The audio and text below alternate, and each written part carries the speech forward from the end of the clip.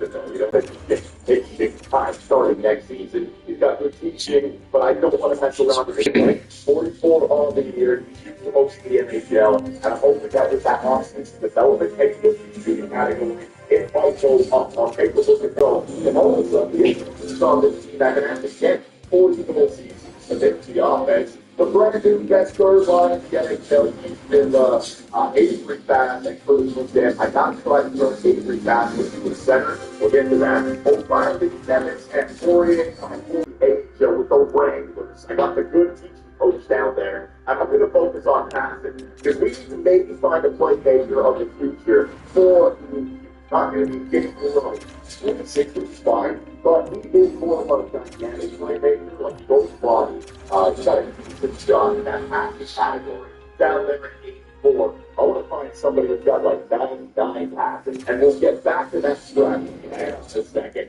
So there's your bottom six. Oh, this power. We're playing alongside of Taylor Carr. Oh, we got the +5. And I'm just hoping for more offense. You guys want more of an offense. Well, with the passing at 8 at 91, sorry, offense score just at 88. That is clearly an upgrade of Isaiah Barry. Vidiardu and Tom Millender, who stacked the middle from in favor of the young guys. Not yet.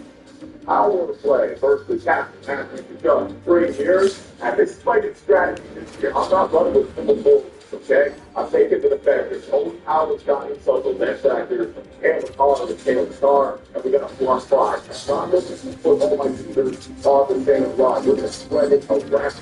And that means he's on the second round. The first one here, he's going to get power play time. And I'm looking for John and Phil and make a look at the stats. Passing is 90, offensive awareness is 91. I'm not going to get the same kind of power play much if I go with spin or fast or full low. Those guys are just saying, no, you're not developing players. I'm going on bases. So Philip stats is way too good offensively. And same thing with Michael Orthoff. Passing 91, offensive awareness 89.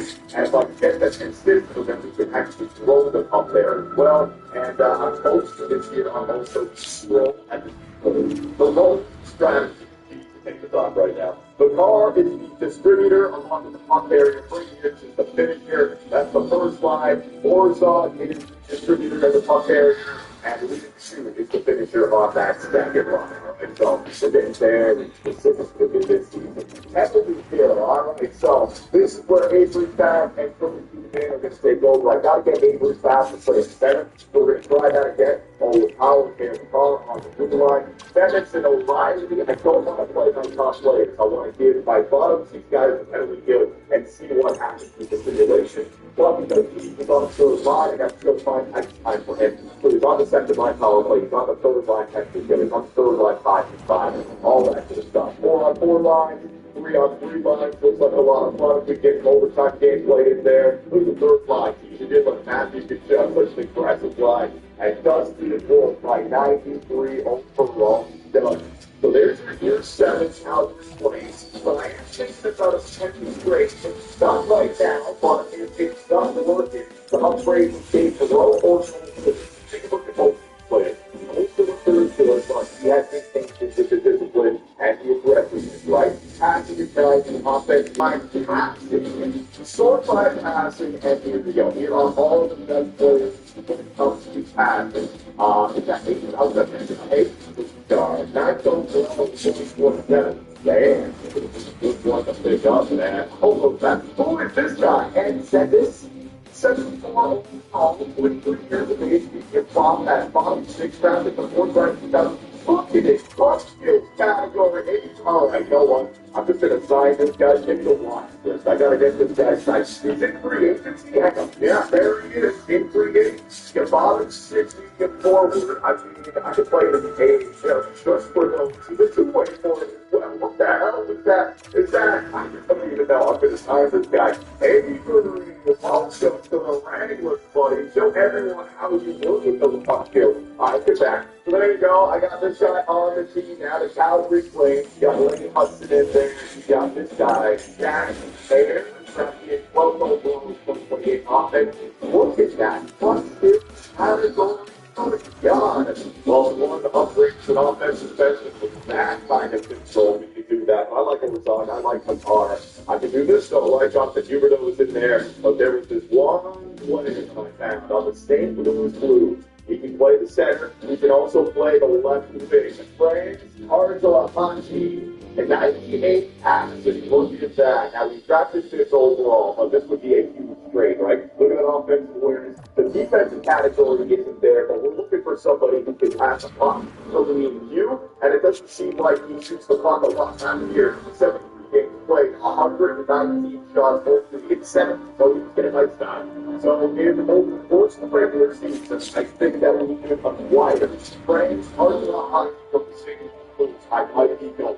And there is the newest injury that we have on our rankings. One playing on the third line 5-5, and second line power play. So we'll see what kind of stats this guy can have at the end of the season. Maybe it helps out these other players. It's just too big a pass up. Nice to off the board. Come on. Last but not least, before we get on with the simulation, is all of the preseason goals, right? So I'll take care of this. Great years, though. So if I were to go along for award ballots, what about the Richard and chance that he wins it yet? I mean, once we can start winning that trophy, then I can get Richard way up there. I think I'm going to go for Stat Dallas goal.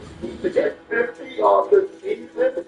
All right, buddy, if he does, though, a potential 1 to 6 for accuracy, that's all we need. Come on, 50 for great. Leading the general is going to be treated the exact same. Eventually, you start looking at the goals. Richard, that's awesome. But right now, it's all about goals. You got to get 40 goals on it. So if I get this for sure, and 40 for league 2, it's all going to be on. And the car, it's going on the Norris, and by winning the Norris, you get like the best win, right? It's hard to win out there. That's the same as does the Wolf. I don't even get to win the best anymore. So with Amazon, it's simple. You can ship these from here. You got to try to get your cash right now. And like I said, the Wolf doesn't need to try to win the best again. I mean, so snacks are all stacked. We'll stack down. I think not showing me what I can get. So, with 50 games this season, that might be a little bit fun. A 9 save percentage, you can absolutely come up. Dear God, this LA Kings team is going to be a pain in the ass. Eastern Belgium, first line left to be, and in the Warren. This guy's 6 over 2026. Alex Lafayette, I think they're making it. So, I mean, look at the Ari, you see franchise drafted from a third playmaker back in 2019. Talking about that third line. Who's this guy? Schmoelberger in 28. That's like Jerome. Back there, defensively, right plug is in there a little bit weak after that. And goal center. We got opening day up against Eastern Belgium. Young players in this universe just never break out. Gavin McKenna's got himself some elite X factors. He's been in the league now 5 years. He's never got more than 63 points. He's what he got in his rookie season. All these younger players here, Jack McCall, did two jobs. And they lost out on who was it? Bowman Jet in Toronto? Yeah, there it is. Wilson Bowman Jet signed with the Toronto Maple Leafs. They just lose him for nothing. Matthew's still on. Oh my God, still a franchise. Right, one of the ones what he's done in this universe. Standard Cup, 5 times, 2-time uttermost winner, 3-time head the Outlaws, 8-time Maurice Richard, 2-time Great Day Chelsea, Rookie of the Year, and 6-time Lady Big. Oh. A Leaf fan can dream. The Seattle Kraken defended this last year in Game 7. You know it's still last season, exact bottom of 6, but still 88 overall. Discipline still down there at 60. You know what? It's good enough. It is Gregorian, it's the boss, Carroll, the overall goal standard. Whatever, I guess it works. Well, it landed it too far. He picked it up to the second line. He's got X factors. He's still behind Charlie McAvoy. They got Seth Jones on the first line. They got Case Reed back there as well, but they drafted 11th overall in 2026. That's probably from the Toronto Maple Leafs draft pick. My God, are they playing Haggins? Are they playing? They are playing Haggins. What later? What about the Jets? Oh, same for red. Second line still. He's not just no X factors. Oh, man, with the Winnipeg Jets. Now that's why, I mean, that might have been different if I had it on our team, but Cameron Carr at 97 overall still way better than the Jets. All right, now, this is enough for Harry. It's time for the year 7 regular season opening night up against the Kings with Houston Belgium. We got to jump in there. It'd be so nice if we got like an overtime or something. real-time simulation with all the power on the team now. How do we simulate? Take an eye at the shot, the power plays, right? We have a game where we have both power plays in the opposition. It seems like it's impossible up the playoffs, but they got Stephen on their first line. We know he's a maniac, right? So many penalty minutes, discipline nowhere to be found. But like I said at the beginning of this video, with the 93 overall Dustin Suit, the best player in the NHL, with the best player in the NHL, Cale Makar, right? I mean, we should have everything that we need. Explosive goals, keep the puck out of the net, get the real-time simulation. If I could just conquer the power plays, right? And I can think that he's just so weird. Oh, there he is. He's in Belgium in his first game against his own squad. The Calgary Flames scores for the LA Kings. It just has to go this way. That's the third period. Other way, they get the power play. There's the third period, 5 on 3. But I just love we get on here to the Calgary Flames. Come on, Calgary. Hopefully, nice pump again. It's Belgium. Are we going to have to jump in, find a few days, and take a pull to see what happens? Power to play late. I'm starting to sim. Let's go, things. So here we go, Calgary. We are on the power to play for another 50 seconds. Unfortunately, the game is winning. Well played. This game, all right. Yeah, let's go. Hold power. Number 25. Gets it up to Brady. Brady. They're going to set up with the power play. First we got don't escape into the center. Fucking idiots. Oh man. Jumping in there. It's like both goalie Irv with the power play. Or should I give these guys a chance? The confidence is still going to put it in crap. And then they can shoot from their own. So I'm going to play my crap, man. Icing all the way back in there. Now, we might put a sign out there so they can have that. Up against Seven and Newfoundland. Up at 7 line, Henry Bill. I like the franchise. Join the number 17. He's not doing your game. Lock in. Go. 10 seconds left of the power play. Nice, you got a shutout, too. Let's go. You're about 2 points. There you go, for the cat. Shoots on the left side. Running back. Shooting short side. Nice drive on there. 2 minutes to go. Short the bench. Get out of here. Guys, good job. And oh my advantage open. I'm going to get this guy. There is key to get from. Get in front. Just get the front and pull up again. What is it? Where did that clock go? Was it over the fence? I thought that thing was along the ice. Hang on a second. No, he did flick it. There you go. What a dump in James Bay. What are you trying to do? Kill like the player? Who an asshole that guy is. All right, so second line out there. Now we're going to go with the damage Hughes. We're going to go with Cole Sillinger, and we're going to go with Gabe. Oh, nice. Eber's popping off right now. That's good. If he keeps doing like this, he can keep 8 points. Maybe Hardy, there it is. Lead you. What do you do? Let me get the game here. Lead him. Oh, man. Takes it into the corner, ends up just losing it easily. Fiala coming back up to the LA Kings. Gonna have to pull the goalie soon here. Fiala, am I doing it now? Am I doing it now? Oh, no, change the kid. Maybe not. Quick shot, locked in front. Get it out. Hold the goalie. Pull it back. Oh, God. Oh, get back in the net. Get back in the net. You pull. Just get it out. Go. Lead you. Running outside. Right in the net.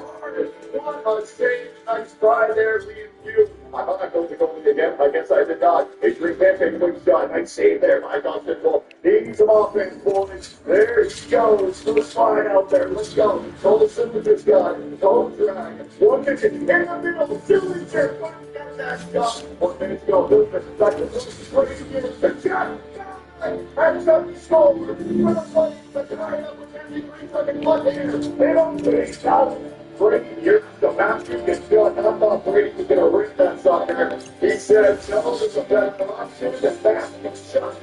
Oh, wow, he's leading team down there. Nice. Let's go. So he can down on your could have released it when he shot that shot. I almost go to RP. A little bit of a rock. Sort of like them. Okay. Here's back over.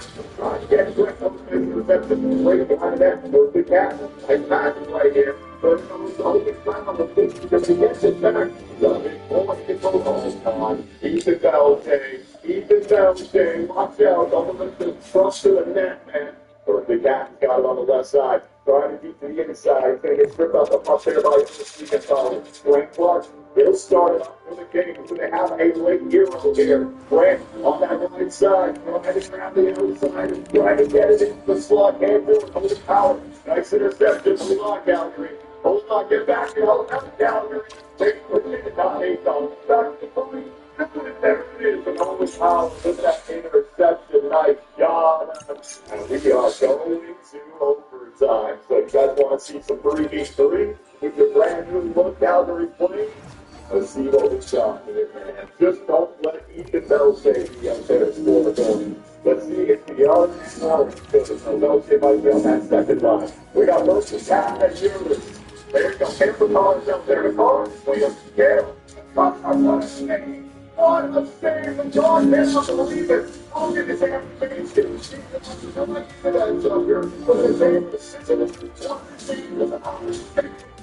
my God. LeBron cannot believe it. Down, out, robbery. Flash shot. Look at the Cards reaction, man. You can't see this too many times. Shot. Oh my God. Nothing fun at it. 3 up for this time. He actually flashed the wheels a little bit. It looked decent. I might have to make that the thumbnail. So in with his face on the right side of the screen. All right, Berkeley, win that face off against Lawrence. Come on. You got the face off. He does it again. He does it again. That shot. That's it. Berkeley can't get that shot off. That's all right. Berkeley plays the boards there against Frank Clark, I think it is. Going to come out with it. Matar, second chance. Another chance. Third chance for Matar. Dead score, man. You know what? Second line time to keep these guys fresh. I do have face off with the cylinder with Lee Q on the second line. So come on, he's got quick draw.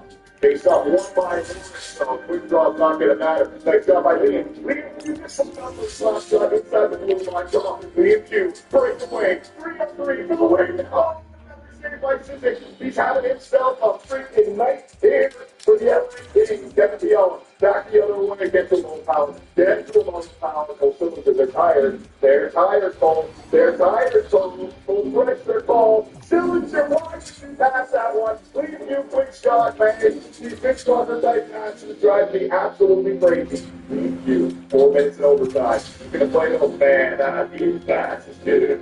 These passes, let me tell you. Right Clark's got it. Right wing, high back check there by Owen Power. And he's going to 2-on-1 for me. Owen Power walking in. And he's going to spin for the Calgary play.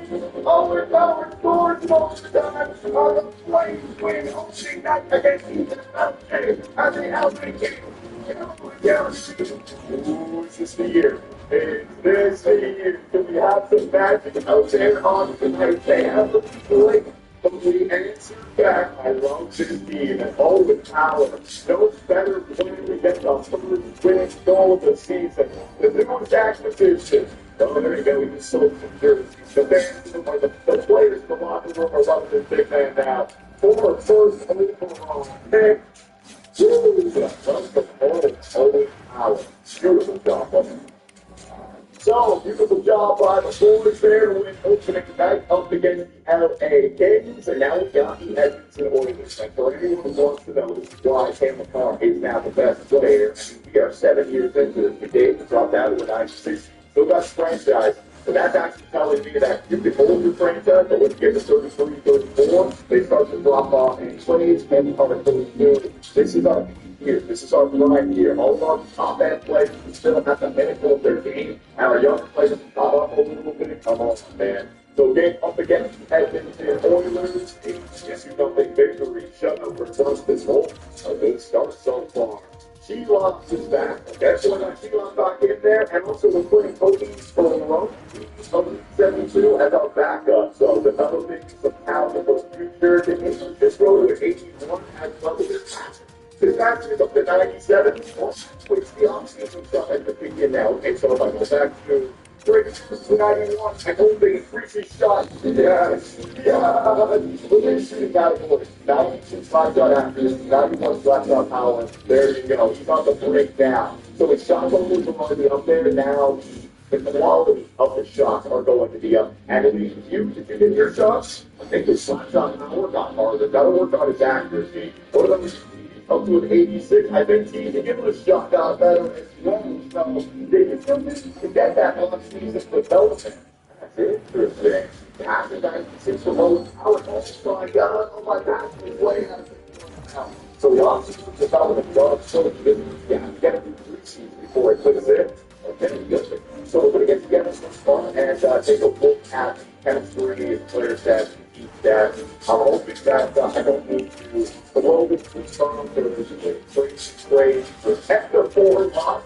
Or whatever you're going to hope to fall. Man, an offense team now, I guess the first 2 games were really the best of the 6-2. And also, I didn't have to mention that we were perfect in preseason, 7-0. So how will that translate to the regular season? And we just gained up against the 10 Jets. I don't think that's more than one than a big game. Or I did that. And I would lose. Okay, so we are losing the high-scoring game in that stipulation answering back in like the scoring now, so they have to give up the lead, right? I don't know. So let's take a look just quickly at the teams here.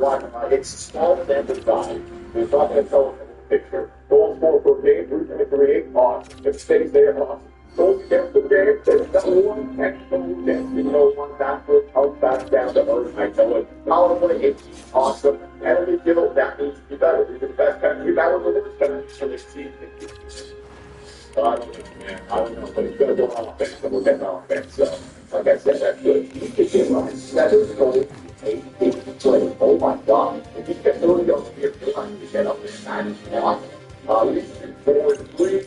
With the here's okay, one goal and the highest stick on that first line. There's no way. We had 24 last season with the way we had it set up right now. Villager actually had the same amount of points as Caleb Barr. Villager is going to get a higher passing category from 94 passing. Yeah, all my passing development from the offseason has kicked in, and these guys are just on the real now. Doesn't go still a 90% off. So we got to see it's a small sample size, so let's not go crazy. You actually coaching conversation because you're all good. You're all good. I got to get Avery fast trying to become a center. He's going to can't become a third liner. He's a second liner. So that's actually fine. So the first line work out in the third now. Let's do that. I've had Neves at 48. Get 4th line. I got to get 48 on the 4th line. And O'Reilly is a third line. So realistically, it's bad. Defensively, you don't get those Thomas in the right spot, and our defense is Thomas Eric. It doesn't thank you all the power. Thank you, Thomas Wilson, and the Warriors, and thank you, Adam Thomas Eric. All right, now, we're going to have our conversation, a small sample size of stats, so let's not go crazy with this. Let's get another month of stimulating stuff. So we got 4 games a week, lots of points on the table, all we want. I'm the boss. He's got the LA Kings again. He's the bell there. I just jumped in, man. I say English has been injured with injured wrist. November 16th. That's actually not that far. But with LA Kings, we want to jump in. He may have been a point injury this night. I'll just shot in the first period. Second period. The Duke and Lawrence. First period. They song. We came in for the LA Kings. Gets the late winner in the third. So 6-6-1, another good start. All we need is a win. Right? All of this offense on this team, this Michael Center, with a freaking hail of time out there. There's no reason why this can't pop out 3 wins in a row, 4 wins in a row on the race. Okay, so that's the sample size. I'd say English is back in there. And also, English was back again. We'll be more back and out there. We got that today. So it's really nothing to get against the Colorado today. 4-3 up against the San Jose Sharks. Shootout loss against Pittsburgh. So 1-4 regulation loss against Boston. And a regulation loss against Washington. So something out goes with this. I thought we'll get the second month of the season done. We're looking at the second goal. Against this team to a point now where it's all offense. 10-9-2. Okay? Which means, hang on a second. Let's get to the month here, end of the month, and let's take a look at all the stats. All right, so Dustin Wolf with an 8.99 save percentage. We've definitely changed the team's identity, right? Now, is it because of Owen Power? Is it just the fact that we're scoring goals now? I don't know. We're at 3-10. We're above 3 goals per game. A 3-6-2. Now, it's interesting. The Kraken and us last year were the best defensive teams in the NHL. This year, they split. Is it just early? I don't know. Our power play is 24.2. I have successfully turned them into an offense juggernaut. Emily Gill is actually trending back in the right direction. Okay, so 5-5 defense. Taylor Dart has himself 66 points in 21 games played. Offense, guys won offense, 18 points, 9 goals. Now remember, Spears had 1 goal and scored 8, so he's got to keep scoring goals now. First at that. Matthews been shot. We want to get those Spurs where I got so much minuses in there. Liam Hughes got himself 11 goals. Gibbons got himself 12 goals. The offense here. Defensively, Phillips got 13 points. Owen Power. Minus 10 for Phillips. Minus 10 for Kitty Hunter. I don't know if I'm making line changes right now. I still feel like if I make line changes, I'm chasing something. This team doesn't feel like it's a bad team. I'm not getting the benefit of simulation. I know this team could pop out like 4.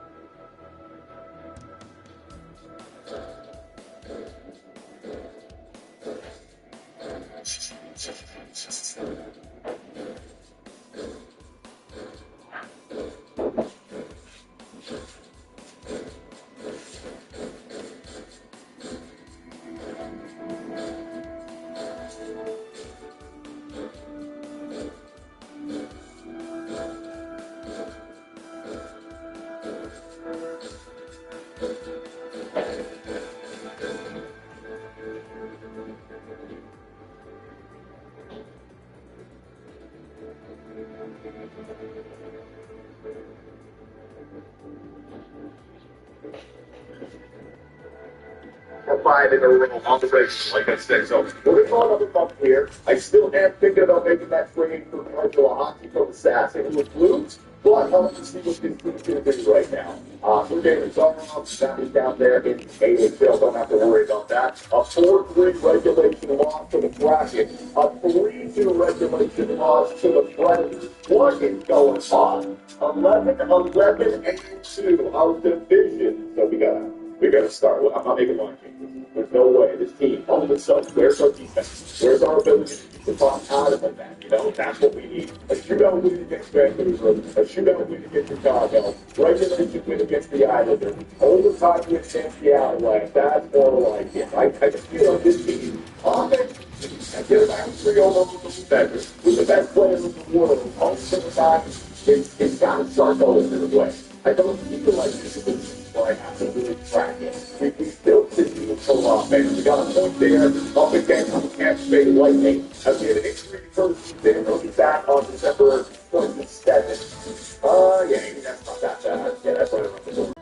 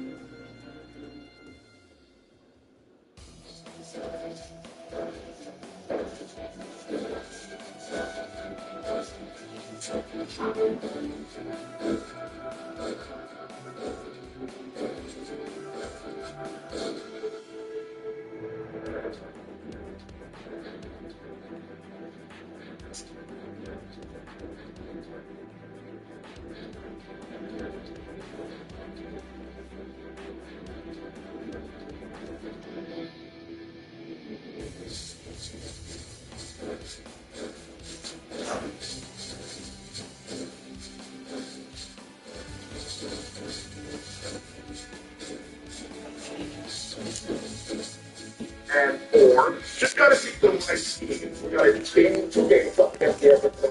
Let's get to the end of the here. I don't know. What do you guys think? What is this like right now? What are we all about? 5-1 loss. All right, from 10, hang on. And from 10, back in the lineup on that third line. Still got to try to have a conversation with some interesting Avery Pascal playing the center position. He actually said no to it, as we have back-to-back regulation losses. For sure, but yes. This team is young and it's filled with lots of veterans on this team too, so. And then gets a huge, massive victory over LA Kings right there. Shit, Tyler Coleman's hurt, and yep, I mean, it's time to replace to Foldy. I may have meant for Scouter to beat him up for a trade for a sniper. To play with Selbury and McKenna. I mean, they're getting the points for me. I'm getting goals, but they can't find his players. And then my second line as well. He should give them, no, sorry, Sillinger, Pugh, and Perot. Is Perot a liability right now? Is he just not getting it done? I mean, have you been, he's got 24 penalty minutes on the year as well as before. Are we trading away game Perot right now for this guy? Hard to lock. And some guys actually injured right now. I haven't been comfortable giving up lots of players for a guy. I don't know how long he's going to be. So circle back around on Marshall hockey. Let's go another month. Let's go another month. I'm not looking to make any line changes. We are scoring goals. It's now defensively like one and a half defensive identity. Is it Dave Murray upgrading? It's still holding. It's great to get the game stipulation work, right? And it's our clutch. Typically, Lundgren scores game winner. Yeah, wow, he had a 3.9 shit. So we're on a winning streak. Let's see if we can get this.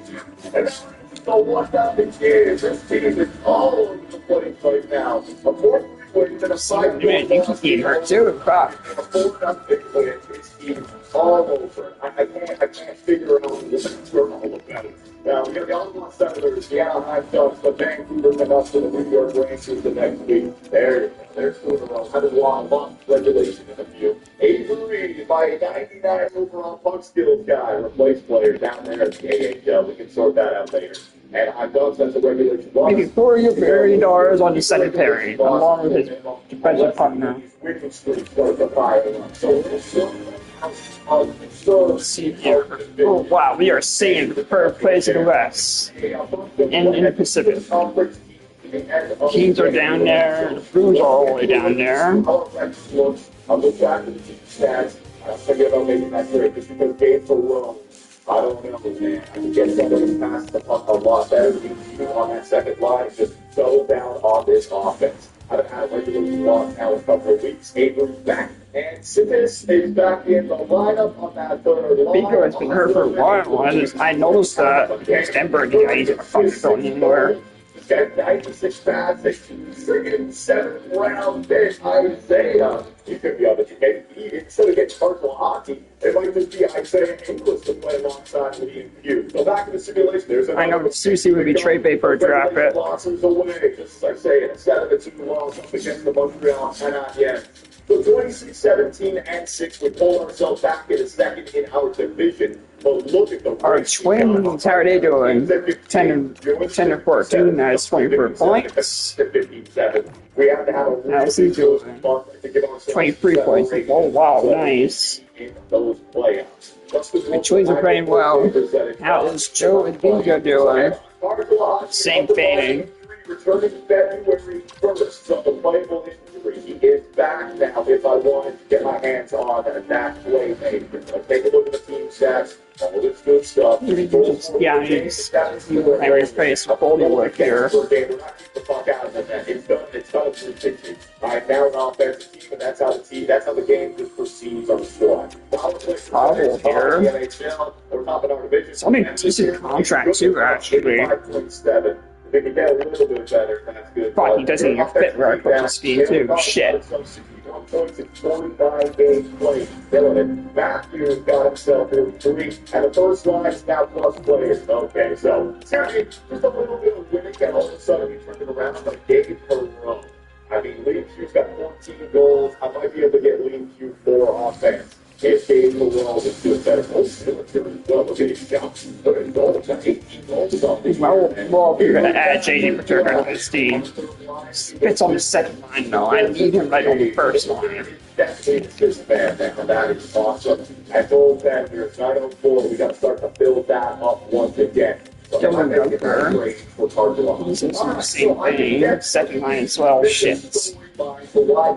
Wants to trade this guy away, right? So we just got injured. They signed Cole Caulfield with the offseason. They got Robert Thomas over here. Their team is actually not doing well. 19, 25, and 6. So, after signing Cole Caulfield, they want to make a move here. We can look at all their forwards. They got 3 guys, Marshall Hockey, Celebrity, and Conroy as their team lead. This is why I think it works. Marshall Hockey was drafted. You should count why he's very playing 8 ice time, right? He wants to play on the second line as well. That's higher up, third. He's a playmaker, and Conroy drafted in the 3rd round. It's like 30, so he's got he's younger, and he's a playmaker. So they got 2 playmakers on this team. I would be willing to do this, and I would be willing to start straight on with Dave Perot, but it has to acquire or have to include something else that they want. So I got these goaltender prospects that I could move on from. I also got my forward for Nickel, Swanson, and Ripchuck. All the guys. Yeah, they are one in the trade race. It's in a row. Not be a bad idea. My draft picks. I got 2 draft picks this year from Utah and Calgary to play. How good are the Utah men? Come see this. The man looks like they're going to be in the playoffs. If I'm going to make this trade, I got to have confidence in my ability. As Marshall Hockey can face up, because he could take it over from Phil Solution on that power play. I need to know he cannot. But it was a coach he's getting down the middle. He's got to be able to put the ball on the second line power play. That's on.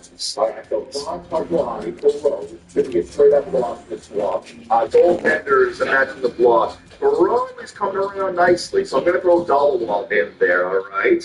There's a little bit of value going back. Skaters match the block. I have to give up one of my prospects here. I have to give up somebody. So, Andrew Chuck, he's already 22. Andrew Chuck, these guys are good depth pieces. Offensive awareness 92, defensive awareness 92. Up that like two defensive. Oh, an offensive investment. Do I want to get rid of this guy? The offensive investment, oh, I already have three, but now we're turning it into an offensive team. I think I can hold on to Bogey and probably part ways with Brady Swanson, right? Now, what happens to their blue line? What I do that? What do you got? They got Montgomery, they got Henry, they got Christensen, they got Bergman, they got some Jones on both of them defensemen over here. I can bring Erasmus Anderson back. Like, you know what? Maybe Swanson isn't actually going to make this deal work for them. So I hold on to my prospect. I would be willing to give you my first rounder for this season. So for Ronald, a goalie prospect, and I'm first. It doesn't seem like I'm giving them a jump for that. So, you know what? My first again for next season, two first. Game to row. Game to row. I mean, it's not that way. We've got 2 years left, right? Are they going to extend it? I don't know. That's just kind of rock these ones. Dollar is a, yeah, you have to get up to first. There has to be something significant to get yourself 86 overall. Now, he's going to hopefully get better, but to me, it's just his stats, his passing, and his offensive awareness. Perfect to play alongside of me and Q. And I know his defensive awareness isn't great, but this could be exactly what we need. And also, like, get the chemistry up there as well, yeah. All right, Calgary, going to overpay with this one. 2 first-rounders, a goalie prospect, and Gabe Burno for France Cardelati. Will it go through? Whoa! No, we don't want any of that nonsense. I'm going to have to first. I can go get you a second as well. For a first and a second for Cardelati. Will it go through? Look at this. So, I am not able to release the computer away from this player. I have to give up something that they want, something that's got some sort of great value. I don't think it's going to work no matter what. So let me throw Brady Swanson in there just in case. Let me get, hang on a second. Let me get that gold back in there as well. I'm not going to move on. And then the 2 first, right? Crazy how much these guys are pleasing me for. I mean, part of me wants to hold on to these first just so I can draft, but I am all in this season. This could be the guy, the simple upgrade that can actually help us score even more goals. So just give me somebody back with like 1 year left. This guy's on the top for the goals. So this is as much as I can offer for Cardelati. Yeah, right? Getting yourself a defensive prospect, a goaltender prospect, a replacement, and 2 first rounders for Cardelati. Will it go through? And there is no getting this player. Thank you, Avery Bass. Trying to see if we can turn it into a step. So, great fans, time to make the trade. I have to give up a significant amount to get that player. Maybe somebody that we circle back on in free agency. And also, if he becomes an RFA, because I think his contract's up this year, maybe I'll hold on by first for next season and just snag him up. Like the least got some of it again, like how the LA Kings got themselves, what's his name? His LJ, you know, we haven't had a offer sheet just yet. In this universe, I can draw it on it. So let's get the month of February done simulated. We started off with a 5-2 win over Toronto Maple Leafs. And you know, I'm all right with Gabe Burno. A second. Matthew Kachuk has been injured with an upper body injury. All right, so what I'm going to do for this, I'm going to give Teague a little bit of extra ice time. So I'm going to start with Lombardi and a DS Lombardi on that third line. Going to slot in that Steve again in Matthew Kachuk's location or position. Let's see what he can do. 3-1 loss to the Nashville Predators, 4-2 loss to the Winnipeg Jets. I'm not really too much. So T's back in third line center position. Matthew Kachuk back in there. But I just noticed something. We got +5 on the second line. You've got some more X factor. What's that? Beauty backhand. So we got a beauty backhand, big ring, and pressure. So that helps out with that second line. Now there you go. That's even more good things going on. So let's get back to the simulating. We got 4 games this week. Vegas, Tampa, Seattle, and the Florida Panthers. Come on, man. It's time to start winning some games. Dillinger's got a lingering injury, an 8-4 victory on top. God, the injuries are hitting us now. So Jimmy Hardy was not on any help for the line. So we're going to throw a Hubbard Jack guy in there. While we're actually going to the pool of Thomas there and Orson. That second line just flat out Jimmy Hardy. Now here's the players trying to move down. Okay, so those changes that we're going to make. Let's get back to simulating outfitting the interest down there in the AHL. See if the Bucks walk in Tampa, 5-4 overtime, get up against the Kraken, 5-1 win against the Florida Panthers. There you go. All of a sudden, we are giving ourselves some gap over for the one. The Canucks, the Oilers, is still there. We got to keep on winning. East for the World Series, end of February, total game. Predators, the Leafs, the Rangers, the Capitals, gave the wrong so Jason Rohan there will give a chance on that second line. Let's get a little bit from the right side. I mean, it didn't work last time, but I put on that first line. And now Kitty Harvey. Kitty Harvey back on the team. On the second line with Gilbert. On there, the goes on, that comes back. Then on the first great. There's a lot of micromanaging right here. The industry's already hitting us, but now we've won 4 in a row. There's Dave back on that second line. Keep the Dimba back down to that third line. And we are winning. We've got a 5-game streak. Let's go. Keep on. Let's push it to 6. Push it to 6. Let's go. So a little bit of a weird start for the season, but this is what I mean. Offensive team like this, I won't say it's straightforward. I want to say it's on the fire, but we just had the best player in the world, best goalie in the world. We got multiple goal scorers. Now we still have the ability to play defense. That's James, right? No excited 50%. So goal scorer per game, there you go. You got to find the building higher league. Right? We are the 5th best goal scorer in the NHL. We have successfully changed our identity. Goals against per game. Let me see. We just you're letting way too many goals. We have put the script. How many percentage best in the NHL? That's good. Penalty kill percentage. Top 10, top 12. No, actually, that was 4 towards the box. Yeah, but penalty killing the goals against, man. 1 down.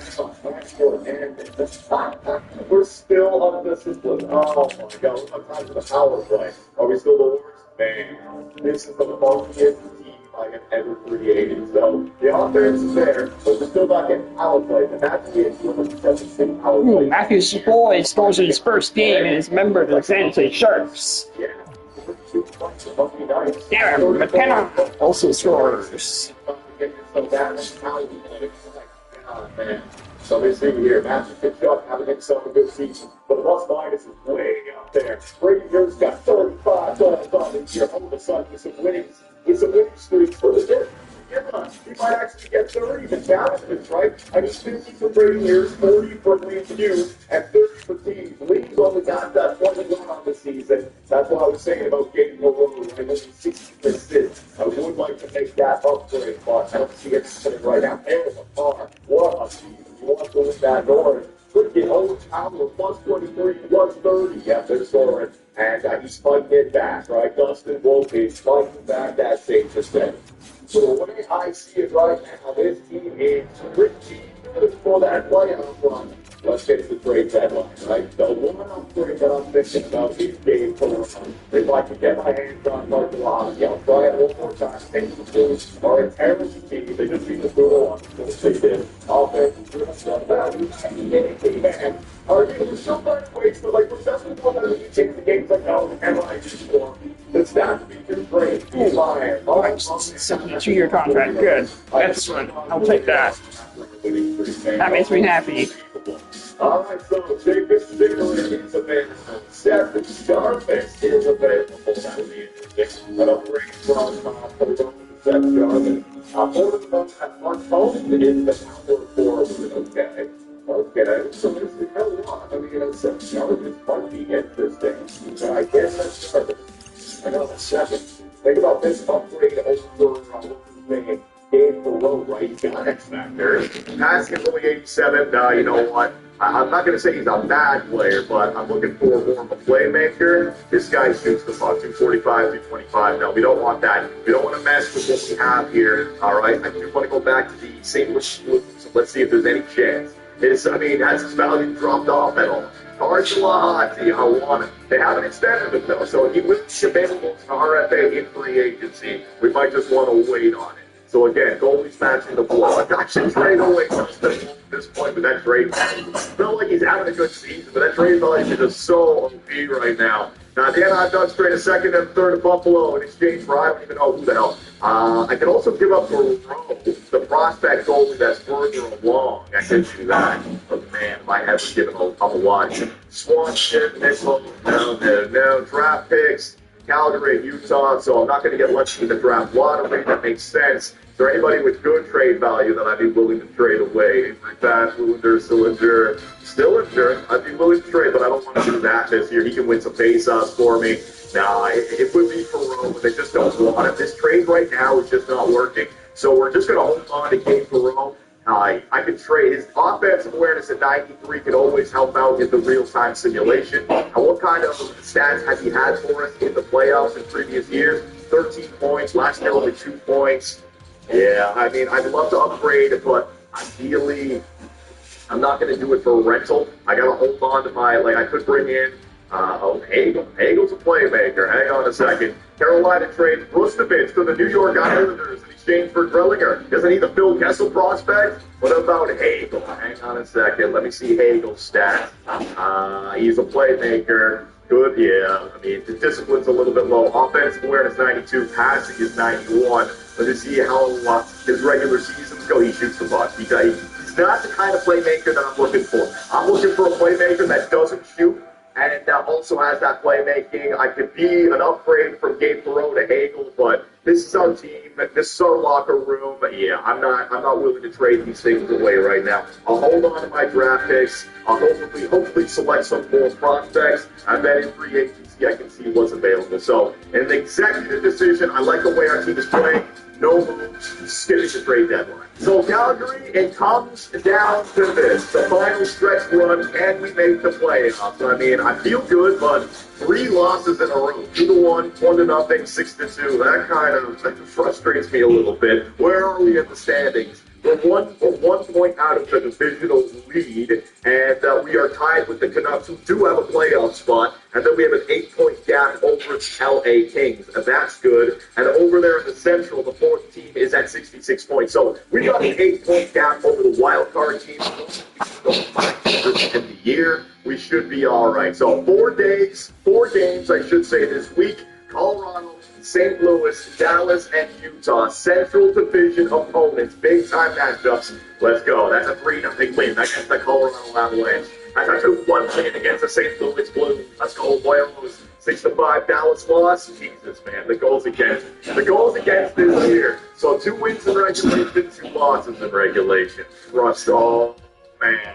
Back-to-back games on the road up against the LA Kings. Just don't injure us, please, all right? Ethan Belge, I know you're not having a great season here, buddy. Just don't injure me, please. 5-3 win, no injuries, awesome. I don't have Curtis Douglas anymore. The guy retired, and a 4-1 win. Awesome. So out of the last 6 games, we're 4-2. We do that, we are going to make the playoffs. The poor San Jose Sharks, imagine celebrating still. Not making the playoffs, man. Up against Nashville. Here we go. This is a divisional game right now. Both teams are competing. Let's see what we can do. Quick time to do it. First period. 3 for Vegas. 1 for us. Brady here. Good job with each one. Second period. Down to one. Come on. Explode. Oh, we got one. Amazing button out of the net. I got it. Situation right there from the Vegas Golden Knights. It's the end of the month right here, the month of March instead of April. I think we should be in the playoffs here. Let's go on to the losing streak right here. Why we should. We got ourselves 7 games to go. From second in our division, 8 games stick. And then 82. Yeah, so our 7 months ahead of the let's count these down. All right, let's fix the stats right now. The Anaheim Ducks. Jimmy Harden has been injured with an upper body injury. Hang on, so we're going to do the same thing again. Uncle Jack Guy in there. Overzone and commissary up for the second. And Uncle Jack Guy could play with Tom Aziz. All right. Reed Nickel, got to get him back in the lineup. Got that first line. 24 goals.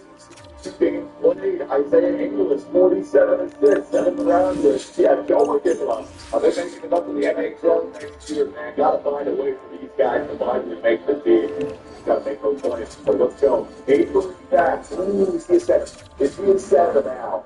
I've been focused on moving the position, but I don't think, man, that's 2 years, EA Sports. the stupid compensation system, how it takes a month for it to get through, and then it gives me no advantage. It's last year and this year now with Avery Fast. He's trying center, but he just won't accept it. For God's sakes, these conversations. So an overtime loss there against the Anaheim Ducks. Eastern Conference, ooh, big game against Vegas. Come on, 2 wins. 2 wins. Carolina, big win, big win, big win. 2-1 win. Awesome. Can you hurry up? Right back in there with Villander, Commissaric and Orson pushed down to that third line. Come on, let's get a good sim here. Villander is fully healed, so I guess he had a lingering injury. A 2-0 loss to the Philadelphia Flyers. I gotta say, even though it's been a good year, like the defensive side of our team has just completely evaporated. You know, when we play good defensively, the offense is not there, and then we get the offense, we lose like 7-6 or something. The sim's always been funky for the Calgary Flames, but we are officially in the playoffs. There you go. We are in the playoffs, Calgary. We've made it. As long as we're in it, we can win it. All right, so now we just got to get to the end of the season, no problem. Up against the Vegas Golden Knights. Trying to still catch them, I don't think it's going to be possible. But a 6-2 win, if they lose everything and we win everything, you never know. Up against Chicago. Are Chicago looking for a playoff one? Let's see. The Blackhawks, yeah, they're desperately trying to get in. They're tied right now with the team. We might get their absolute best. Their peak. Chicago. Oh, we beat them 5-0. So 6-2 win, 5-0 win. Awesome. Only 1 point behind the Golden Knights now in 2 games, and they got 2 games. All right, so I get a good sim here against the Utah Mammoth. 3 in a row. Give me try. You gotta do that, don't you? And the last game of the season. Now, this time last year, I scratched somebody, and we ended up getting third on home ice advantage. It'd be nice if we could win this and get home ice advantage up against the Vancouver Canucks. Although the Canucks can still catch the Golden Knights, so we're jumping in. Last game of the regular season, right? A preview of a playoff simulation with your Calgary Flames. Let's see what we got. An early power play. And a power play going for over. And yep, we're going to be seeing this again.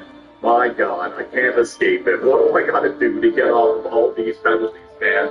Trying to bring in, Bayavari's got the best defenseman on that first line. I'm running an offensive guy, 2-way defender, but still offensive approach to the game. My God, and still it doesn't work. I'm just the most penalized team every single year, man. Rossi scores. Brady Mears gets one back. Another power play for the Minnesota Wild. They do not score on it. What I'm hoping, though, is that the lack of defense of the simulation for the regular season, that actually goes away. We actually are able to be a good defensive simulating team in the playoff sim, right? And if the offense is still there, bang, because I got the best goalie in the world at 93. So third period, 2-1 lead for the Minnesota Wild. If your Calgary Flames get home ice advantage here for the playoffs, power play, they failed to convert on it.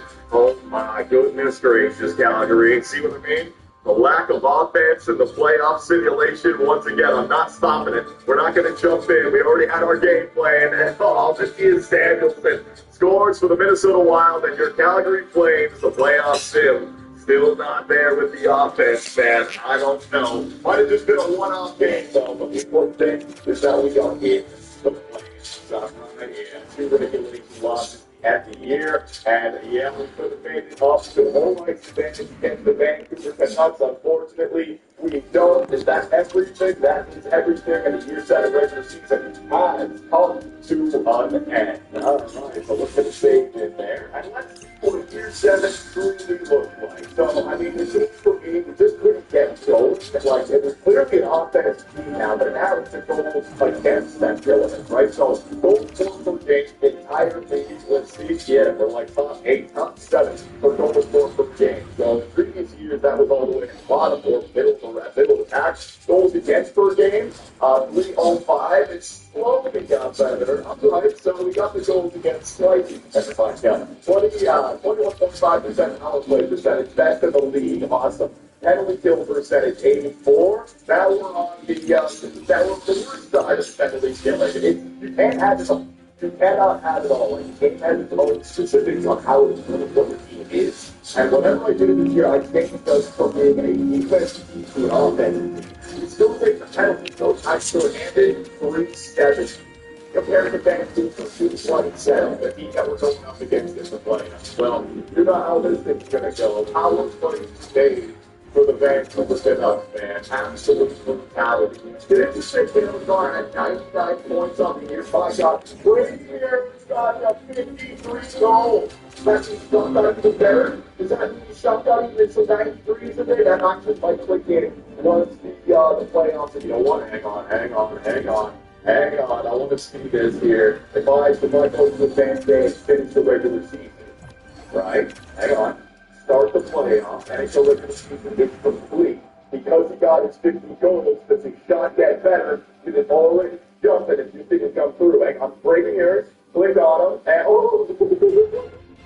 there it is. He doesn't have to get to the end of the regular season. He got his 50, and now he's shot 94, 91, 93, 93. He can start winning the bodies for these shots now. That you can jump off the season, or the cash off the season. He's got to 30, so his shot off got better. Oh my God, he's got his shot into the 90s all of a sudden.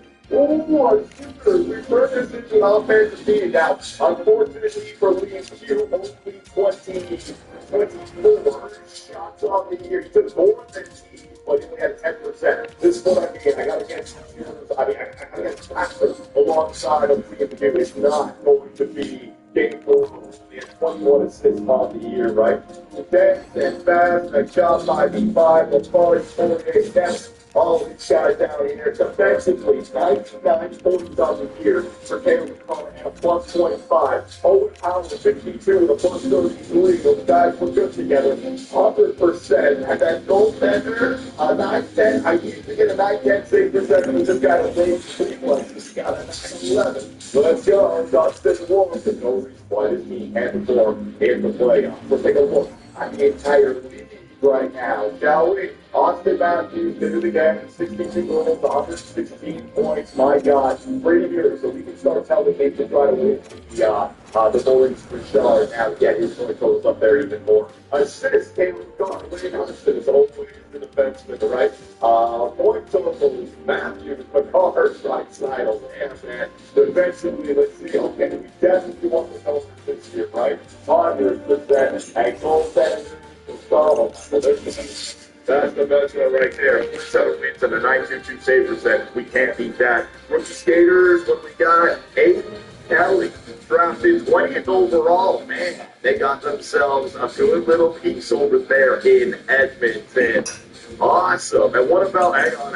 Our AHL squad, Isaiah Inglis, 60. Let's go, buddy. His passing is 96. Is this guy ready for the NHL next year? Do we even need Cardelahati? Or should it just be Isaiah Inglis that we bring up? Look at this guy, Reed Nickel, 25. Awesome job. So Calgary.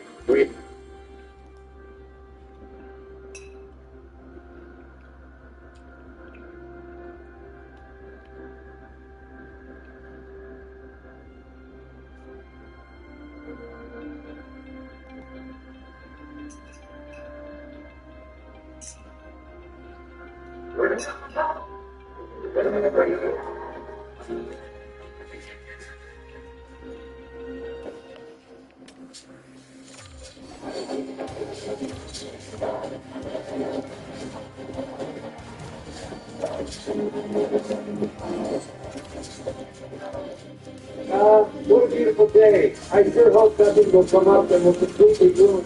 I don't want to take it out on Melania and put a Baron again. Oh, well, I guess he's used to it anyway. Listen, it's the right thing to make. I know you said you don't want to talk about it anymore, but we need it. Just imagine the amount of portal we can get out of it, and also the fun with dropping bombs. It's like a win-win situation. Just saying. Win-win my ass, man. Listen, if he starts another war, not only put the entire world economy at risk, but also the regional peace. And for what? We already have like the lowest gas prices in the world. Why do you want more of it, bro? Tell me when this greed will stop. To be honest, I don't even know why I'm asking you. I'm calling him regardless. I don't care. It's a cost. And I'm going to be down for it as well. You know, when someone's calling me right and don't stop the land to play, who says, well, that's weird. Hello? Hi, is this the Tito support line? No, this is actually your dad. What do you want, Obama? You're always calling me at the worst time. I'm trying to land the Air Force One right now. Like me calling you with nothing pilots lose focus or something. Come on, bro. All right, listen, I got a real proposal for you. I know you want to do. If it's about your hot dog diplomacy idea, I don't want to hear it. Thank you. And yeah, you idiot, you're actually making a pilot lose focus because I'm the one flying this thing. What? Why? You know what? I don't even care. The reason I called you is because of the hot dogs. I mean, if you want, you can wait to get some, but the point is that I want more to buy. You want more money, and I know how this is going to grow. We're using a pepper system. Wow, I would have never guessed that, especially from you, Obama. Now tell me, how would we get more oil in light of the fact that we just took over Venezuela's entire supply, and we're constantly digging from every corner of our continent? Venezuela doesn't even have a supply compared to Iran, bro. Listen, tensions are rising in the Middle East, and I feel like with all my experience, this would be the perfect time we could step in, sweep the entire place, get the oil, get places for saving the bay, and then dip and leave them into history. It's a heroic act, or whatever they would label it as. Well, Maxwell, you got me so good out, I just crashed the plane into the hangar. Just meet me at the Bay Airport ASAP, and we need to talk about this. Well, I told you that. Let's just go in the car for now. We can't talk.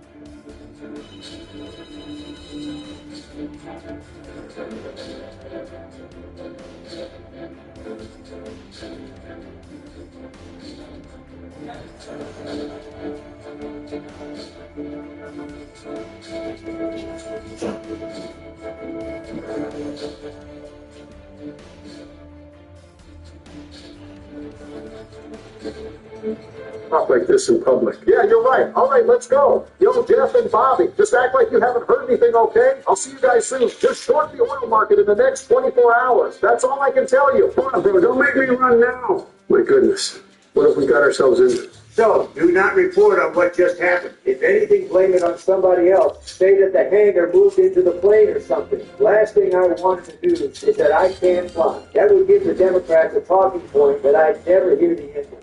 You do realize that if we plan to bomb Iran, we need to take out their leadership as well, right? If we don't, they will retaliate the second they detect the first rocket, and that's not good for our bases we have in that region. Don't worry, Joe. That's the plan I have in mind. If we take out their supreme leader, the entire country just becomes free land essentially. It's a bit of a hand and the rest of the body is useless. That's the mentality. You know you said when you were talking with Trump over the phone that people will label this heroic. It just doesn't sound like anything more than a war crime to me.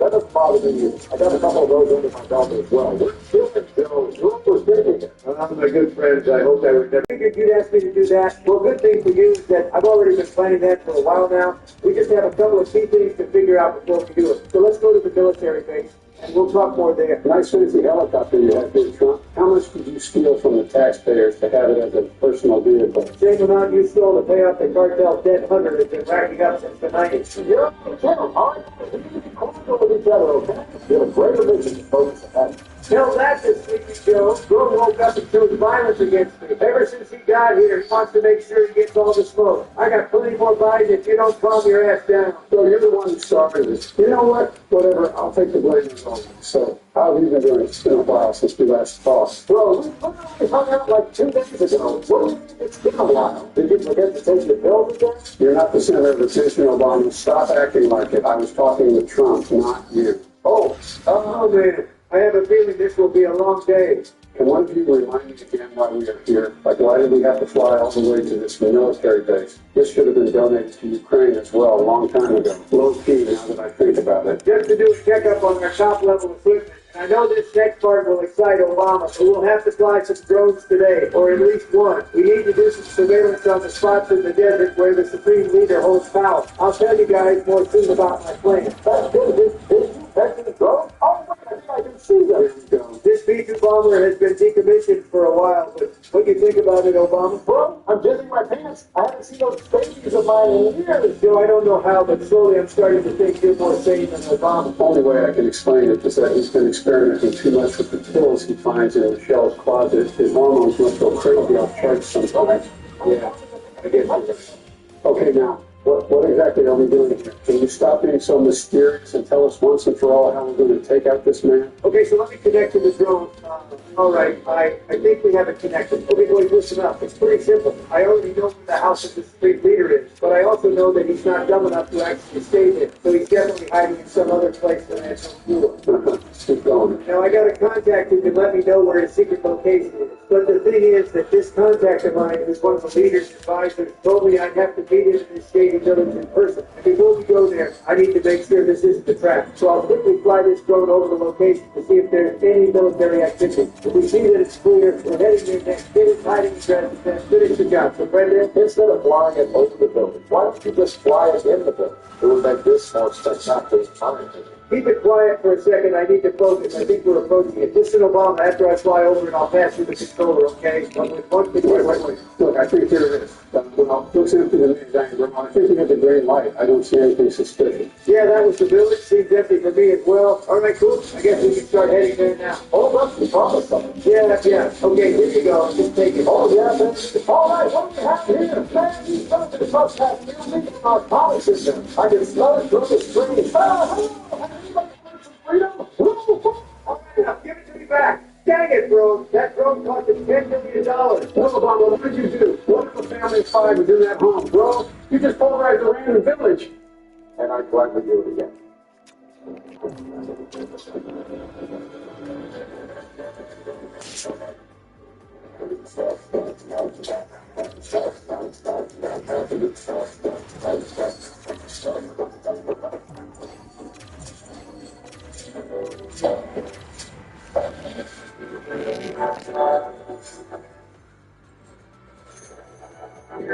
If somehow this is an ambush and this will be the end of us, just know that I left a will in which I leaked everything you two ever did, including those photos of you and Epstein Trump and of Michelle before transitioning Obama. Come on, bro. You always have to bring her into this. Don't forget to also leak how Jill is a fake doctor and how it was Hunter's coat that was found in the White House. Anyways, get your act together, boys. We need to find my boy Nabin so we can get the information. To be honest, I never liked these villages from the Middle East. They're always hostile towards United States troops. So yeah, that's maybe...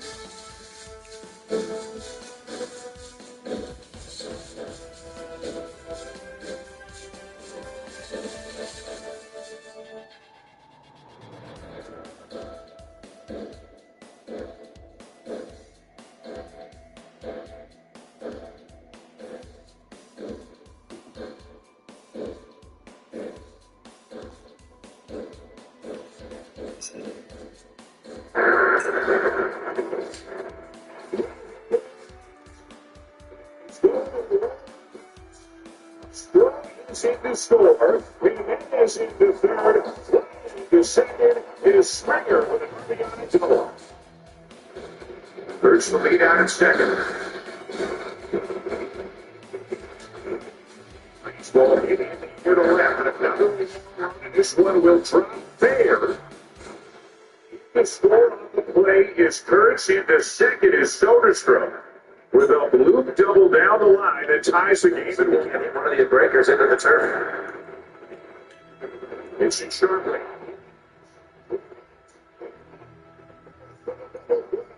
That's tough, right? Who's the lefty that you want, especially for that top with Dick Kurtz yesterday, but Donovan didn't need him.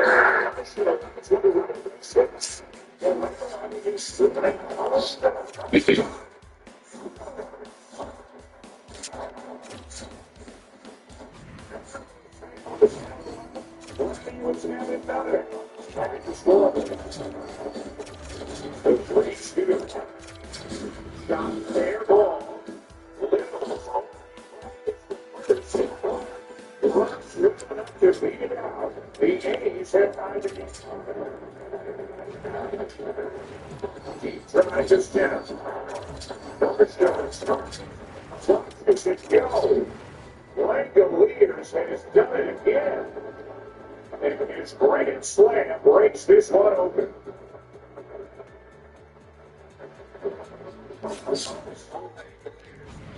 A long way. Puts the curveball down in the zone. He forgot. I thought he and for a sacrifice fly, but no sooner did I see the back of the gun to the street.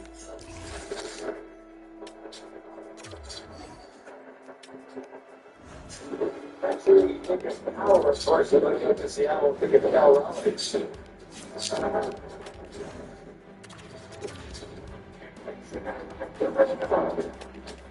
Real passing and Sanchez. Roger is second is Brady.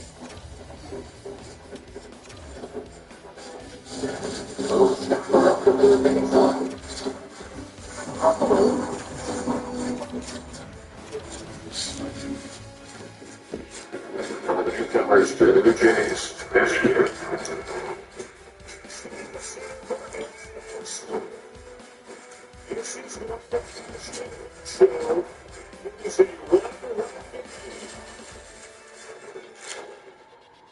Whether it's hitter, catcher, or pitcher, depending on the situation, it's got to be immediate, and it's got to help them.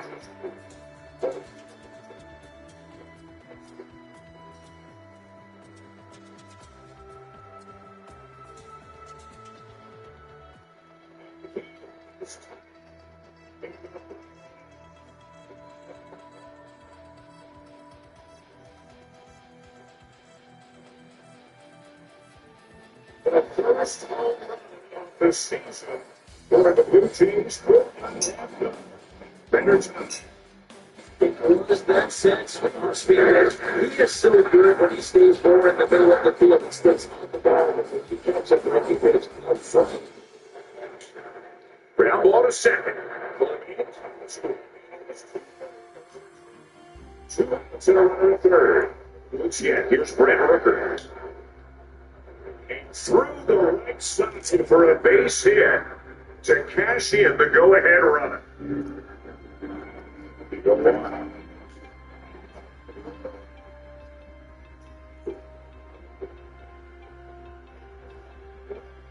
On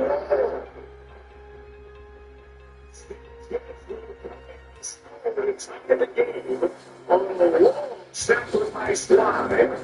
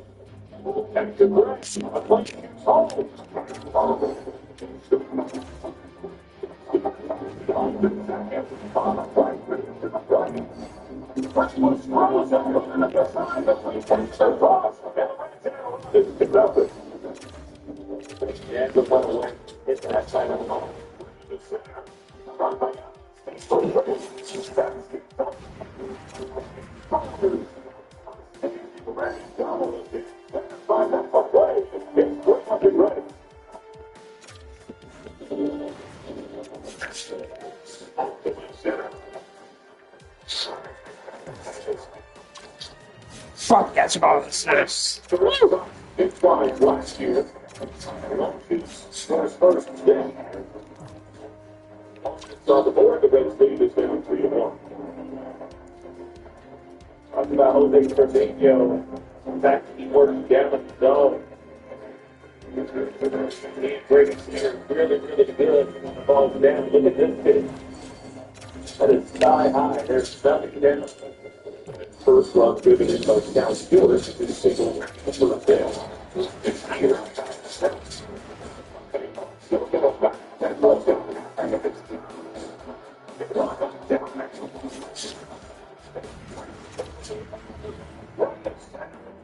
I'll stop the first number in the one. And it's Michigan Idiot. Into the 2026 year for South Field. That still gets up on his steps. Talked about his susceptibility in baseball. That's just a good play. Right,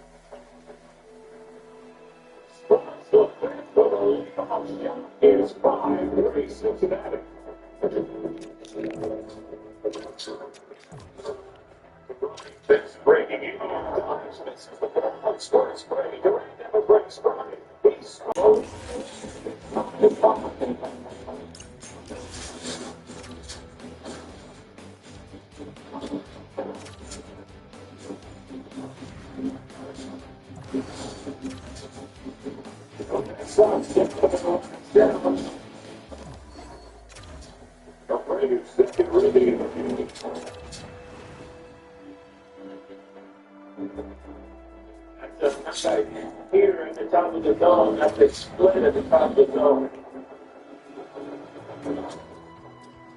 That's just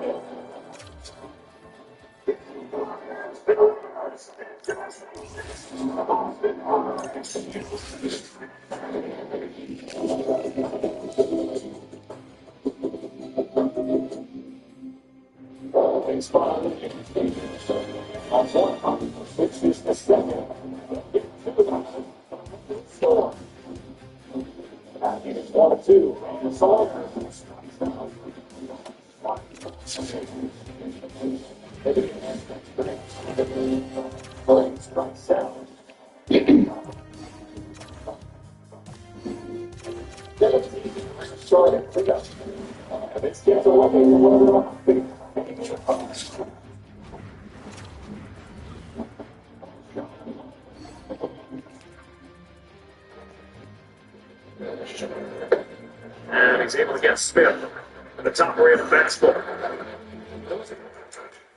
Now Josh Waddle with 5 on. Braves will turn and watch it leave the yard. Josh Lowe cranks a 3-run home to the left. He says hello to the Crawford boxes. And he has his first homer as an Angel. 4-1 Los Angeles. It's an unbelievable swing for Josh Lowe. We know he has a bit of a heavy heart. His mom passed away a couple weeks ago, and we know that first one that you get, you think about your parent. 5 miles an hour clip right.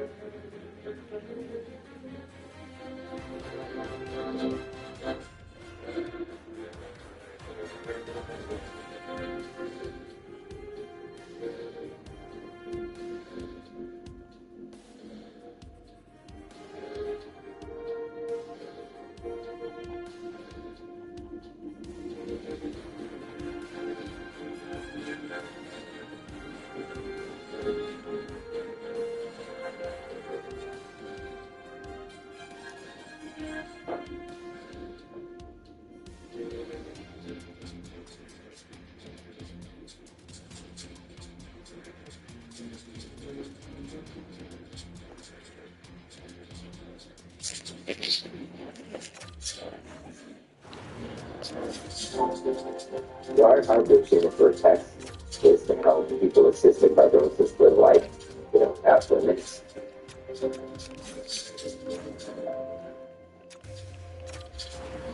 We'll be right back after a quick word from our sponsor. This episode is brought to you by a cold partner, like Laura, who has literally no idea. Today, I'm going to tell you two very strange stories. In the first, a woman was walking up to her house when she saw something on her porch that was so shocking it made her stop in her tracks. And in the second, the woman picks up a call from an unknown number and it changes her entire life. And if you're the type of person who has a dark curiosity, make sure to like this video, subscribe to this channel, and hit that notification bell so you never miss a video of my dark creation.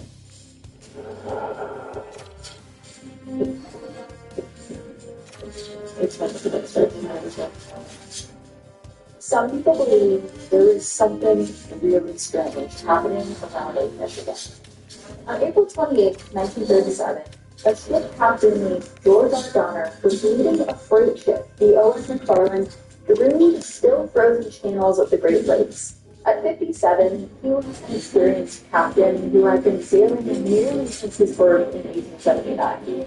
And though it was mid-spring, this northern passage was still frozen. But the captain's goal was simple: navigate the freighter from Lake Erie up to the icy waters of Lake Huron, over the Michigan, and down the to his destination, Fort Washington, Wisconsin. There, he would drop off the coast supply the ship was carrying. But the journey had begun 3 days prior on April 25th, and Captain Donner had barely slept at all. Steering through the ice was nothing new to him, but the compasses in both the fore and aft of the ship had broken, making things unusually dangerous. He gripped the wheel of the freighter, pulling it back and forth to dodge ice floes in the narrow straits of Mackinac at the very tip of Michigan. He knew the chances of capsizing were perilously high, and conditions were only getting worse with each passing day. But he was a good captain. With a steady sense of direction and a level head under pressure, with his guidance, the ship and its crew seemed to be getting through the worst of the ice. Just then, something strange happened. Captain Donner released his iron grip on the helm 20 minutes past 10 p.m. The freighter was quietly chugging through the pitch-black night, only 3 hours from port. Donner told his crew to let the boat cruise into the shore, and he went down to his quarters to finally try and rest. Crew members reported hearing the captain walking around his room, perhaps putting things away and finishing up some paperwork. The ship approached the dock and the second mate raced downstairs to the tucked-away captain's cabin at the end of the hall, and he knocked on the door. But there was no answer. Perhaps the rocking of the ship had lulled Donner to sleep, so he tried the handle. Locked. After more persistent knocking, the second mate decided to grab the first mate and the key to the lock from the door. Eventually, they gently pushed the door open, hoping to not startle the captain, but to their surprise, the room was empty. Their captain was gone, seemingly disappeared into thin air. The entire crew was called in to search every room, hall, and compartment on the entire ship, but no trace of Captain Donner was ever found. The watchman, who had been on the deck all night, was certain they hadn't seen him roaming around. After docking, the search made its way into the water, where rescuers kind of expected to find George Donner's body floating or off the shore on the lake. But instead, there was no indication that he had ever been there. Urban legends say the captain jumped overboard with weights tied to his feet so that he would never be found. Though that doesn't explain how he would have made it out of his windowless room at the bottom of the ship, with the door still locked from the inside.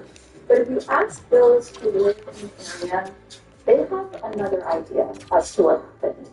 See, throughout history, strange things have been happening around Lake Michigan. Unexplainable things. Some even call it the Lake Michigan Triangle, and have suggested that there was something in the air that night, something supernaturally strong that may have lifted the captain off to another dimension. Now, I don't know if that's true, but what I do know is that it's this area, this strange and unexplainable area, where our first story takes place.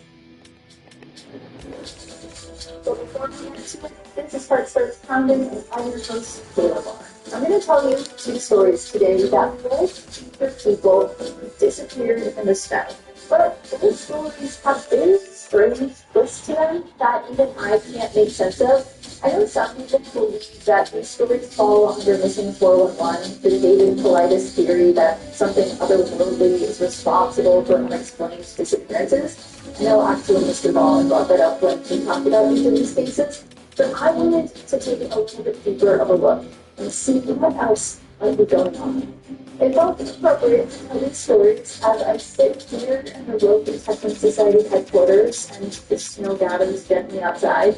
And here to here, I'll tell you the inside of our community headquarters, an old Victorian home high up on a hill. Sometimes I have visitors, like the Encyclopedia podcast, but usually it's just me and Jinx, our friend the ghost.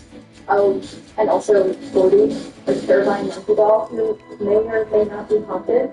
And actually, as I was just listening to the tapes on this episode, I think I heard Jinx in the background at one point, so please let me know if you hear anything or if I'm just losing my mind in here. And actually, one more thing before we dive in, I just wanted to shout out the listener who reached out to me and said that they are a chemical warfare weapons specialist. I didn't know that was a thing, but I love that it is, and I love that one of you who listens to the show is that. So if you have any strange, morbid, or macabre things that you do for work, or that you do as a hobby on the side, please always feel free to let me know. I love hearing about that stuff. But like I said, I have two great stories for you today, whether you're listening on the Odyssey app, Patreon, or wherever you get your podcasts. So let's get into it. February 1978. College senior Mark Baker watched as his roommate Tom Sneakier go back. The fellow college student, 23-year-old Stephen Tabacki, said he was headed off on a solo cross-country ski trip around the Lake Michigan shore. There was a ton of fresh snow out there right on the eastern edge of Lake Michigan, and Stephen wanted to take advantage of it. That winter, he was only one semester away, 9 credits short of finishing his degree at the small school in the town of Holland. By his senior year, Stephen Tabacki had made somewhat of a reputation for himself at the small Christian college. Classmates described him as a little more free-spirited than the average student, and by that, they meant he one time led a one-man protest to protect the books at the campus library. He also had taken a year to study abroad in Europe, to expand upon his work as a history major with an emphasis in German. So his roommate Mark wasn't really surprised that Stephen was taking this solo trip. He was a pretty daring guy. So he finished packing his bag and then headed out of their off-campus house, making sure he said goodbye on the way out. Now, Mark wasn't exactly sure when Stephen was supposed to be back from the trip, but a few days passed and he hadn't returned. There was no word from Stephen. He hadn't called at all. Mark knew that the length of Stephen's trip was dependent on the amount of ice that had accumulated on the path that he planned to take. But as the days went on, he started getting a really bad feeling. By sundown, on the 7th day of his roommate's absence, he ended up calling the authorities and reported him missing. The search started almost immediately. Police took out chains on their tires and drove down the icy streets to the location that Mark thought Stephen might have been at. There, the flat terrain was covered in snow, and the lake was frozen solid, and there was no sign of Stephen anywhere. But once he was there, the search moved on. On Monday, February 20th, 1978, snowmobilers were out on the ice near Saugatuck, about 20 minutes south of Hope College, when in the distance, they saw some debris. They drove over to get a better look at what it was, thinking it was maybe this trash they could pick up, but it was snow skis, poles, and a backpack, all which were later confirmed to be Stevens. The writer reported it to the state police, which set off and threatened to ground the planes looking for him. As the visibility worsened, it seemed like all hope was lost. But then, out in the distance, someone started screaming that they had found something.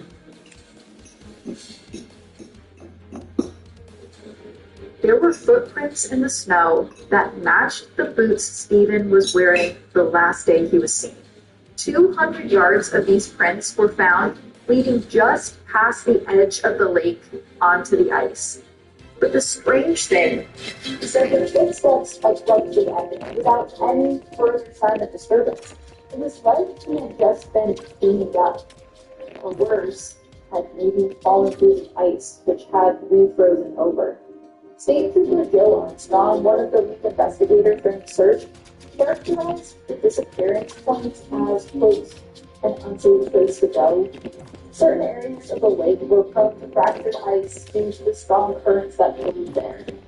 And while the cops saw this as now a classic case of a young adventurer who had fallen through the ice, this discovery raised a lot of questions with the people that knew Stephen. Like, why would he have taken off his backpack at a different location than where his prints disappeared? And why was he on the ice? Stephen was a seasoned outdoorsman. By all accounts, he was considered to be an experienced cross-country skier, and he was very familiar with the area. They just didn't buy that he ran out onto the ice. Even still, a vigil was held for Stephen at Hope College. He was remembered at the 1978 commencement ceremony months later in May, where the school did grant him a bachelor's degree in absentia. For many, though, this story harkened back to the story of Captain John, the one who vanished under mysterious circumstances out on this very lake.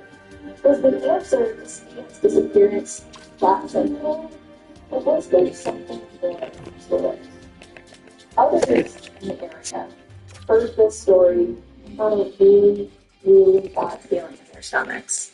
They had heard stories of young men like Stephen going missing around Lake Michigan. Young men from good families with no past criminal records, just like Stephen, vanishing into thin air without a trace. It wouldn't be until months later, however, that they'd know what was actually happening. See, John Wayne Gacy was prowling the other side of the lake, from Des Plaines to Chicago. But still, news broke in December that year that a man was found with the bodies of 26 males as young as 15 in a crawl space below his home. They started to wonder if Stephen was amongst the remains. But nothing ever came of that. It took some time for police to identify all the bodies, and Michigan police actually did send Stephen's dental records to Chicago just on the chance that his remains could be identified. Horn allowed me to take an extremely unique idea and make it a reality.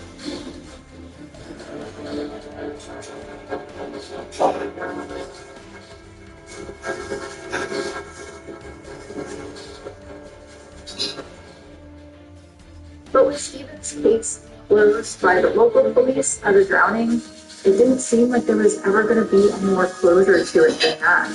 His parents even hired a private investigator to look into his disappearance more, but she couldn't find anything.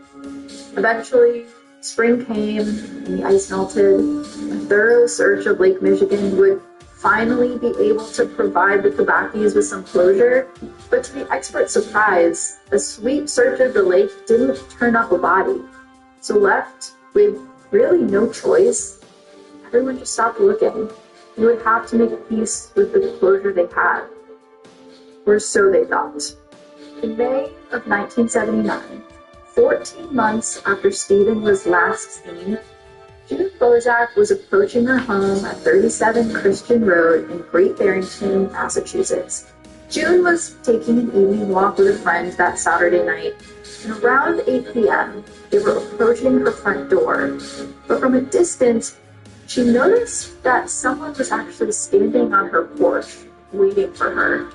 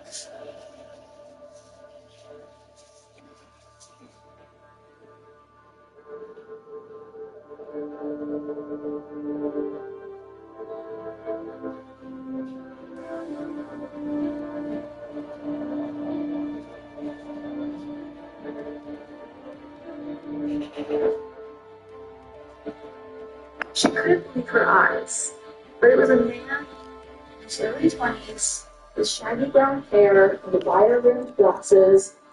It looked just like her nephew. But her nephew had drowned last winter, and she had attended his memorial 900 miles away. Not able to contain her confusion, she just blurted out, "Stephen?" I am June was all minutes of that. June ushered Stephen into her home, and soon his family and reporters flocked to the scene.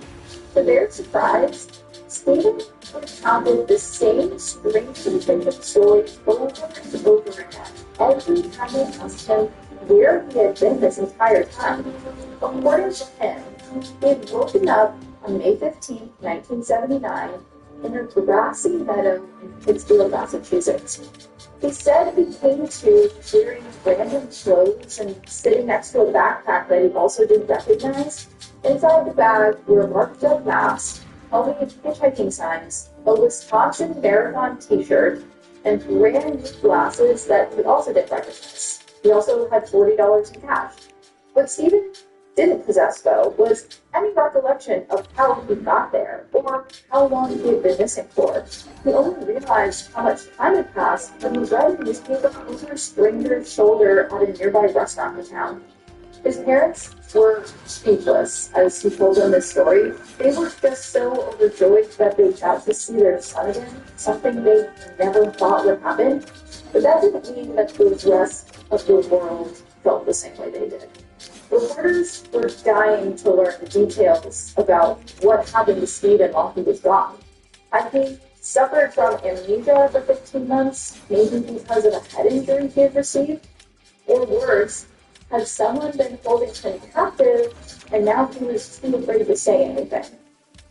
In interviews, Stephen was really pushed to dig up the memories, but all he said he could remember were vague feelings.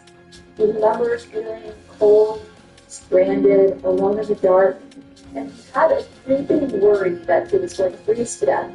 He also noticed that his body felt tired when he woke up, as if he had been running a lot, and maybe that's why he woke up in the field wearing worn running shoes that he didn't recognize and had that marathon t-shirt in his bag.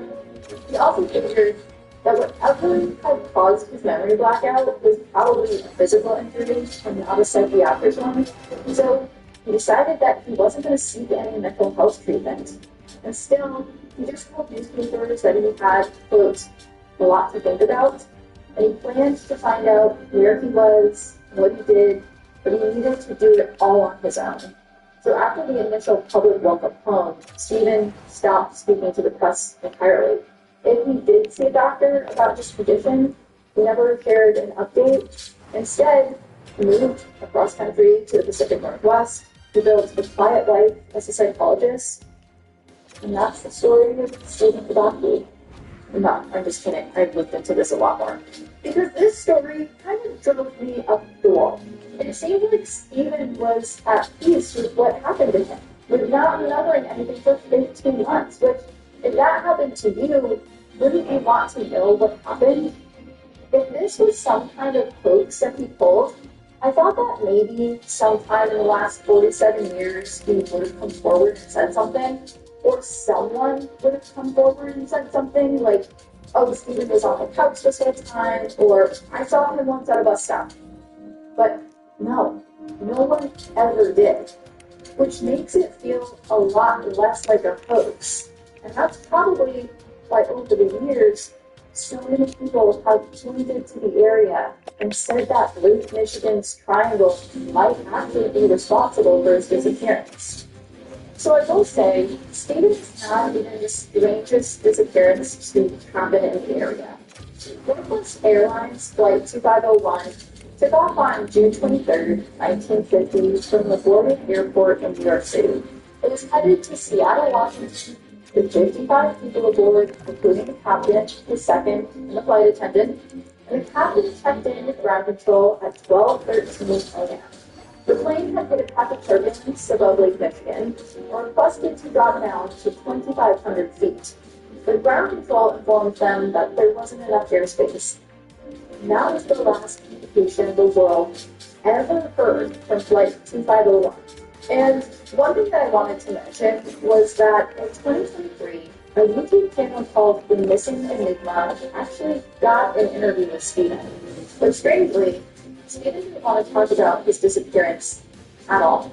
And that's because He announced that he wrote a book about it and is currently looking for a publisher. He said that over the years, memories of what happened while he was gone have actually come flooding back, and he remembered more than he would admit to in 1979. He said that his disappearance had to do with, and I'm not making this up, a revolutionary organization, an idealistic terrorist in training, spiritual experiences with hallucinogenic drugs and alternate realities, the French Foreign Legion, and a young man's struggle to find meaning during a turbulent time. And according to him, if we wanted to learn more about his experience, we would have to buy the book. So, did something strange and potentially interdimensional happen to Stephen Tabaki? Or was this a very, very long con to sell a book? I guess we'll have to wait to read it and find out.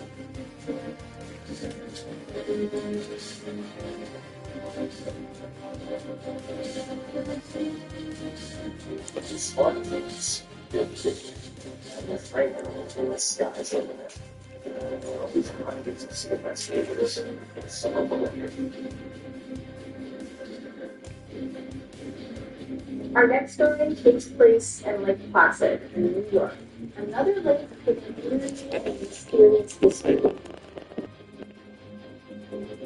On February 7th of 2018, a 49-year-old firefighter named Konstantinos Philippidis, who went by Danny, was with a group of work friends on a yearly ski trip from Canada to White Mountain in